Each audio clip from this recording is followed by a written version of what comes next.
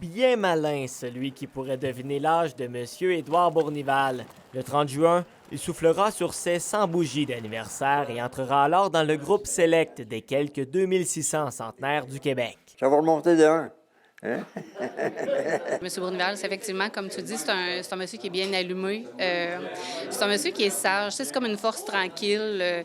Jamais un mot plus haut que l'autre, mais quand il y a quelque chose à intervenir, c'est toujours très pertinent ce qu'il dit. Malgré son âge plus que vénérable, le bientôt centenaire se fait un devoir de rester actif. Il prend ses marches régulièrement, puis quand la température le permet, à ce moment-là, il va faire des randonnées en quadriporteur avec ses amis. Monsieur Bournival est né sur une terre et l'a cultivée toute sa vie.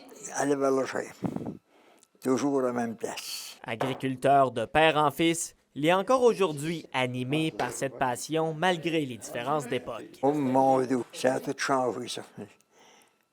On a commencé avec les chevaux, puis en dernier, mais tout mécanisé. Christian Coualin, il est bien à l'affût des nouvelles technologies, puis suit souvent les émissions comme La Semaine verte. Seulement 20 des centenaires de la province sont des hommes, d'après l'Institut national de la statistique.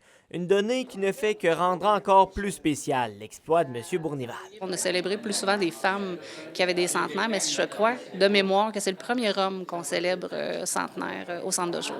J'ai vu ça, au jour le jour, puis je m'en fais pas avec ça. Hein? C'était une chance que j'ai eue de l'autre.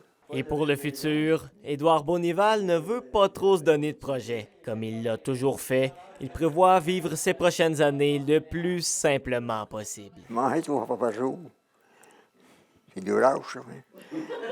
William Maillé, RNC Nouvelles, Ville-Marie.